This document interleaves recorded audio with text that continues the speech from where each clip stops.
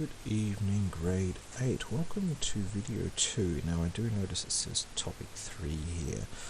That's because we're kind of skipping the chemical energy crack that we would normally do, and we're going straight into kinetic and gravitational energy at the moment. If you are watching this sometime in the future, 2021 or onwards, you may need to just find that video for chemical energy. It will hopefully be there if I've recorded it.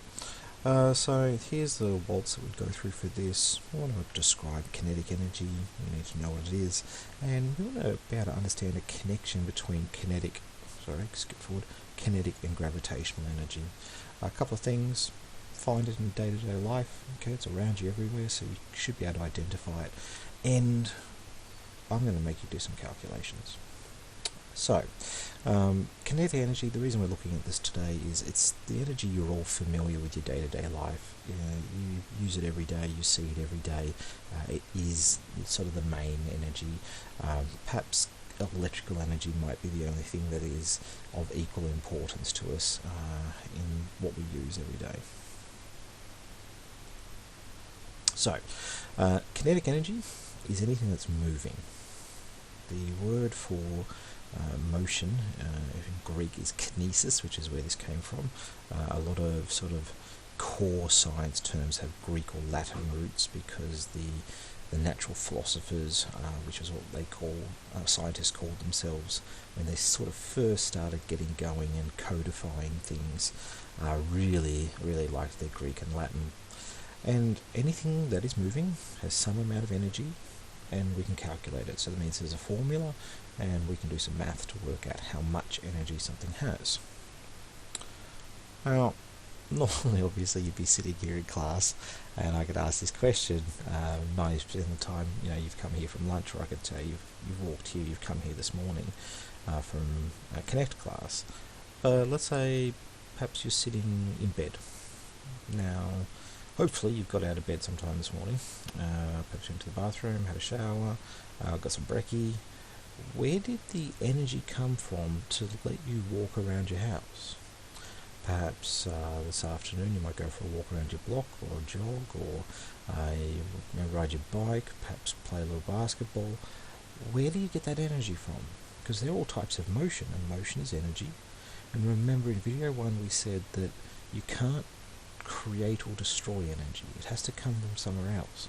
So where do you get that energy from? I'll give you a second to think about it.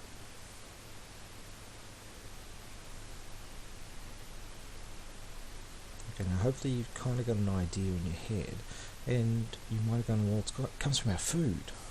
And remember, in physics we want to keep it straightforward. We want to keep it on the same type of stuff. So what sort of energy is in food? Yeah, now hopefully if you've sort of paid a bit more attention to last week, you might remember chemical energy, or chemical potential energy that I said is stored in food, and that's what's giving you the energy to move around and to do things day to day. Now, let's say energy, as we said, we defined it as the ability to do work, which is essentially move things. Now, let's take a moving object: a car, a bike, a basketball, a bowling ball. Why can they move things when they hit them? Or to sort of extend that question a bit further, what makes it easier to make them to move things? So let's assume a car and a motorcycle. They go the same speed, but which would make another car move more if they hit them? Okay. And let's think about two types of balls. Perhaps, let's see, something lightish. A ping pong ball and a golf ball, both about the same size, but which would hurt more if they hit you, and when hit at a fair speed. So I hope you can sort of clue in that maybe the mass, how heavy something is, will affect how much energy. And the other thing I hope you infer is that, well, how far something is going. If I just roll a basketball along the ground and it taps into the side of your foot, you might not even feel it. But if I throw it at your side of your foot, it's going to hit with a bit harder because the velocity has given it more energy. And so we have a formula for this. Okay? So the more mass something has, the more energy it has. The more velocity. Now in physics we use the word velocity to represent speed in a particular direction. Now we're not going to have to worry about direction at this level, but if you take extension science in year 10, and you'll do velocity in year 10 regardless of which science you do, but if you take extension science, you have to pay a bit of attention to the details about direction and stuff like that. But this V here, well, that's for velocity, and at the moment you can think of it as speed. So if we read this formula here, KE, well, that's just an acronym. KE, kinetic energy, equals 1/2 times mass, m for mass, times v for velocity squared. Now it's only the velocity squared, it's not the whole thing squared. So when we do a bit of practice with this, you're going to just follow along the same process. Now, the other really good thing about knowing how much energy something has is because that energy had to come from somewhere, we know how much energy they had to use to get to that speed. Now this assumes that everything is moving transforming perfectly, but which isn't the case in the real world. We always lose a bit of energy, which is why you get hot when you exercise, because that's that wasted, lost energy. However, at the very minimum, if you go a certain speed, which means you have a certain amount of energy, then you use that energy from your food, or you might have got a bit of it from running down a hill, a bit of gravity. Okay. Other things are, say, an elastic band. I'm sure you've all flicked elastic bands at each other, and you know that if you get a bigger band, it's got more energy, so you're going to pull a bit harder. If you wanted to make it go further, you wanted to make it go faster, you've got to stretch it further. You have to put a bit more energy into it. Now there's a great video on kinetic and potential energy on my OneDrive if you can access it. That way you can have a look at some of the relationships there as well. So let's do an example. I did warn you there'd be some numbers. Now, math problems scare some students, and I'll show you the way that I teach students to tackle this. You're reading a question here. The first thing you do is you look for numbers. I can see here I've got a 14, and I've got here a 1000. Okay, so underline them. Always look for the numbers and underline them. Okay? And you might go, well, that seemed pretty easy, why bother doing it? The reason is by engaging with it a little bit, it starts loading the information into your brain so that you can start working with it. Okay? If you just stare at it on the page, it doesn't get anywhere for you. Some people can do that. I can do that for most of my simple problems. Okay? But if I've got something trickier, I do this process. Okay? I do exactly what I'm doing here. We're after how much kinetic energy. So if we see here, we need kinetic energy. Now, obviously, we just got given the kinetic energy formula. So let's write that down. Kinetic energy. Pen's been a bit sooky today. Half mass times velocity squared. So we need to find the mass, the m. We need to find the velocity, and then we can square it. Now, to figure out what belongs to what, we can think about the units. 1,000 kilograms, what gets measured in kilograms? Well, we get measured in kilograms. Okay? Typical year 8 student, you might weigh somewhere between 35 through to 50 kilograms, depending on your size, how much activity you like to do. Okay? I weigh about 92 to 94 kilos, probably a little bit more because of this quarantining stuff at the moment, and I don't get to go out as much, and all the cooking that my wife's doing. So my mass is probably a little bit higher now. But that m, we're going to replace it with 1,000, but I'm going to just write that first. M equals 1,000. I'm going to put the units there as well. And that must mean the other number is my velocity. V equals 14 meters per second. Okay, it's telling us that in a second you go 14 meters, which is pretty fast. Now we can start substituting in here, but instead of m, I'm going to write 1,000, and instead of v, I'm going to write 14. So our kinetic energy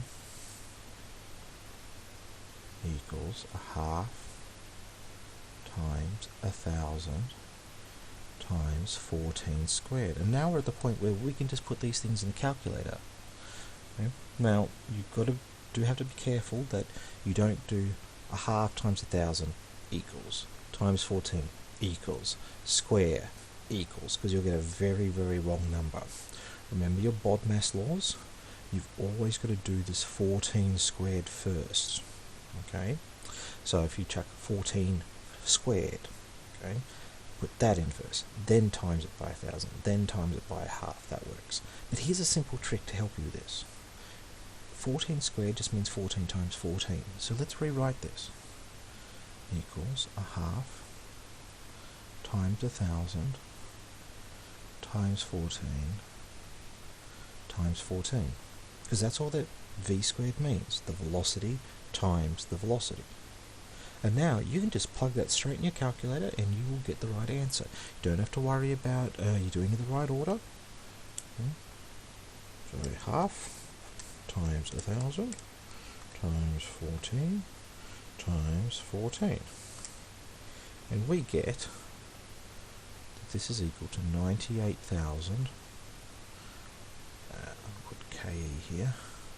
And we have to give it a unit, because everything when we measure it has a unit. We need to know how much of this thing. 98,000 watt, 98,000 elephants, 98,000 horsepower. Well, the unit for energy is called the joule. We'll just give it the capital letter J, because it's named after a guy who sort of developed these ideas of energy, and we might talk about that a little bit later when we do sort of a bit more on heat. Okay, so 98,000 joules. Now the great thing about a video is if you're stuck on the working out, you can just come back to this and re-watch what I just did. Okay, if you follow this exact same working, write your formula, write your mass, write your velocity, write your formula with the numbers in, do this next step if you need to, and that way you know what to plug into your calculator. There are 3 problems for you to do. Now, having a look at my video here, the numbers look okay. One thing here, have got here, use your weight. Now, if you don't know what your mass is, if you don't have a scale there, guesstimate. Okay, just take a stab in the dark. It's not a matter about using the right numbers. It's about a matter of practicing with numbers. Okay, now teenager, grade 8, you know, some of the bigger of you might be as much as 60, perhaps 70. Okay, but that would be sort of an extreme-ish case there. So, yeah, just choose something appropriate, or try a couple of numbers. Not a big deal. Okay? But there's a couple of practice problems. Now, pause that, give it a go, and then come back when you're done. Here's a couple for you to use your own weight or your own mass with walking and running at different speeds. Okay, so here we've got walking slowly, walking fast, and sort of a running speed. So have a go working out how much energy you would, how much kinetic energy you would have at those values. Now, all of you do this. Okay, so the first thing you basically do, you get a basketball, you get a handball, almost inevitably going to throw it up in the air. So what happens when you throw it up in the air? I want you to picture it, or I want you to go get something, and I want you to throw it up in the air and watch the motion. Okay, does it always go the same speed? Does it slow down? Does it speed up? What's happening? I'll give you a minute to go grab something and give it a toss and see what you can see.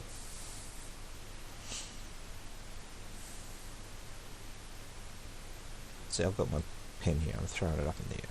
I'm watching it go up, I'm watching it come down. Okay. Now, hopefully you saw what I saw, and you see that as it goes up, it eventually stops, and then it comes back down. But for something to stop, it's got to slow down. It doesn't go up at the same speed the whole time. It doesn't come down at the same speed the whole time. It speeds up as it's going towards the ground. It accelerates. It slows down as it goes up. Now, commonly, in common parlance, common language, we would say it decelerates, but to a physicist, that's just negative acceleration. It's acceleration the other way. Okay? So, slowed down, it stopped, speeds up. But we've just been learning that kinetic energy depends on how fast something goes. So if we replace the word slows down, it means it lost kinetic energy when it went up. If it stopped, it has no kinetic energy, it's not moving. But then it speeds up when it comes down. So it means it gets kinetic energy. The energy is changing. But we learnt in our first week, the total amount of energy can't change. It can change shape, but it can't change the total energy. So where is that kinetic energy going? What do you think might be happening? Now, this goes back to a type of energy we talked about in our first video called gravitational potential energy. Okay, that ball is thrown up, the kinetic energy becomes gravitational energy. Then, on the way back down, that gravitational energy that it has, that potential to do something, gets transformed back into kinetic energy. Same thing happens skydiving. You hop in a plane, the plane does all this work, it gives you energy by lifting you up high, gravitational energy, and then you go and jump out of a plane and gravity pulls you down, it gets you faster and faster until your gravitational energy is being turned into kinetic energy, and then eventually you pull your parachute, okay? And then that slows down, or that removes some of your kinetic energy by doing work on you. So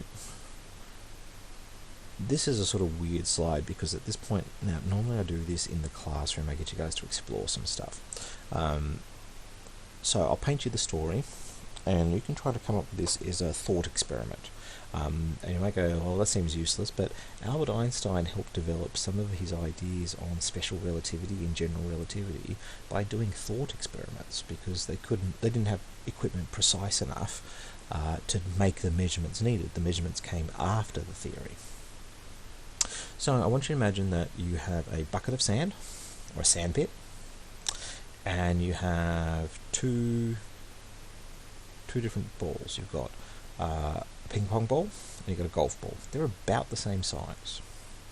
You are going to drop them into your sand pit. Your sand pit is nice and smooth, but you're going to drop your ping pong ball in and you're going to drop your golf ball in.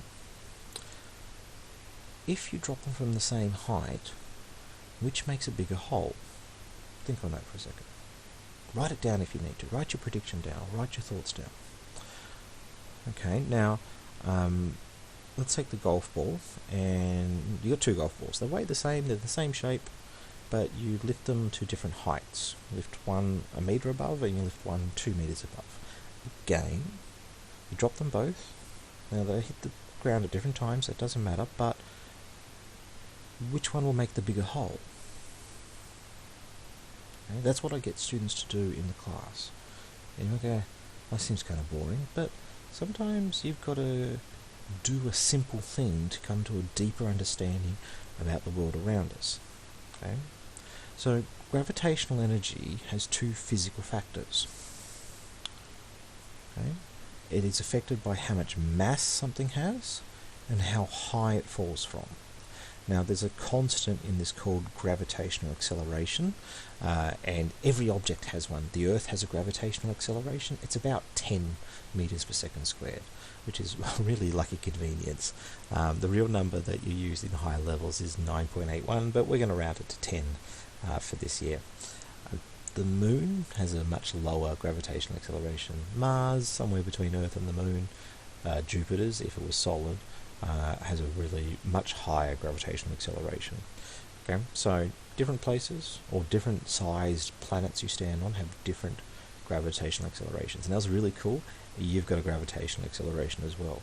You are pulling objects towards you, have your own gravity, and so you must have your own gravitational acceleration. It's just that your mass is so small compared to a planet that we don't really notice this. So chuck all this in a formula. GPE stands for gravitational potential energy, and it just equals these three numbers. M is mass, and we always measure mass in kilograms. H is height. Now height has to be in meters. If you are dealing with stuff in kilometres, you're going to have to convert them to metres. Now, if you need a quick refresh on that from math class, if it's in kilometres, multiply it by 1,000 to turn it into metres. You might want to write that down because I do have some questions where the height is in kilometres. So if you have kilometres, multiply by 1,000, that means add 3 zeros on the end to turn it into metres. Now in G for this case, we're going to use the gravitational acceleration of the planet, and we're going to round Earth off to being 10. Okay, now it's 10 meters per second squared. You don't need to worry about what that unit really means at this stage, but you do. But remember the number. G equals about 10. So here's an example. Mr. Warren stands on a desk. You may have seen this by now. I tend to do this quite a lot in class. I haven't done it in the new Xbox Labs, I think, but actually I think I have. But I definitely do it in K-Block. My mass is 90 kilograms. The table is 1 meter high. How much GPE, gravitational potential energy, does he have? So I'm going to do the exact same method as before. First off, I write my formula. I'm after GPE equals mgh. Actually, well, what did I do first last time? I underlined the numbers. There's a number, there's a number. Okay, we need to find these three things. We need mass, we need G, and we need H. Okay, so reading through here. Oh, hey, the question's actually told us the mass specifically. I haven't used any hidden language like he weighs 90 kilograms. It's flat out just said mass. So mass is 90 kilograms. Let's write that. 90 kilograms. Now, G, we don't have a G here, but we did get on the previous page. I said G is about equal to 10. So we're going to do 10. And H, well, 1 meter high. It's in the right units, so 1. And now we're going to substitute. GPE equals 90 times 10 times 1 equals 900 joules. Okay, and if I was to jump off that table, all that energy from my height, how high above the ground I was, would turn into kinetic energy. Okay, and that's why this is so useful, because we can connect these things together. Now there's a few examples there for you. I'd like to have a go. The text looks okay. Have a note. I'll just underline it for you. There's a 6 kilometers here, and there is a 200 kilometers here. Now, as a reminder, to convert kilometers to meters, multiplied by 1,000. That means take the number, put 3 zeros on the end. So 6 would become 6,000. I'll let you work those out. Okay, pause the video, work those out. Okay, follow the same method. If you need to, go back a little bit in the video. Okay, have a look, see how I did it. You can do it. Okay, and then come back to the video and we'll finish off. So, here's a problem-solving activity. If you're going to watch this video and you want to give this a go, feel free to email me questions about it. And it's a pretty straightforward question. A rubber ball, like your handballs, dropped from the window of K-Block. How fast is it moving when it hits the ground? Now, there are some things you're going to have to know. And remember, we've just talked about gravitational energy and kinetic energy, and we've established that they're connected to each other. Okay, so those couple of things will help you put this together. You will need to look up some values. You can ask me, or you, because you're at home, you might be able to look it up on the internet or figure it out from looking up things online. Okay, so if you can work that out, feel free to send me an email with what you think the answer is, but more importantly, how you think you did it. Now, I'm not going to go on the next slide, because the next slide actually shows the answer, so I want you to stop the video now. I can't stop you from doing it, but if you do get a bit stuck, you can go forward to the next slide. You can get a bit of a hint by seeing the structure of how to solve the problem. Okay, but give it an honest go, okay? I know it's tricky, and I know, math is sort of like that kryptonite for a lot of you, and you're going, no, I don't want to do math. But give it an honest go. I believe in you. You can do it. Okay? So, turn it off now. Give it a go. Turn it off. Turn it off. Go on, turn it off. Alright, I'm going forward. Last chance, turn it off. Okay. So the key for this problem solving activity is connect these two formulas. Okay? Remember, energy is transformed. If we raise something to a height and then we drop it, the gravitational energy we give it to lift it will then become the kinetic energy when it hits the ground. Okay? It will continually increase in its kinetic energy until eventually it hits something and it stops. So, we can use these formulas. The half mv squared on the left, the kinetic energy formula, would equal the mgh on the right. And those of you who are a little bit more astute with your math, notice that m is cancelled. So the m actually didn't matter. The mass of your ball didn't matter. To work out how fast it's going, the v there, you need to know g, which I've given you, and you need to know how high something is. The mass doesn't matter. And this tells you something that might sort of surprise you, because most people don't really clue into it. Two objects that have different masses will hit the ground at the same speed and the same time. The only time that the mass will matter is something is starting to go very, very fast and reaches what we call terminal velocity. Okay? And this is physics problem solving 101, where we think about the tools we have, the formulas we have, and we look at a situation and we ask ourselves what we know and how we can connect things with each other. Okay? So I hope you've enjoyed that. I hope you really gave it a go for that problem solving technique, and I hope that's explained a little bit about kinetic energy and gravitational energy during this week. Stay safe, study hard, and I will see you when you get back. Thanks guys. Bye.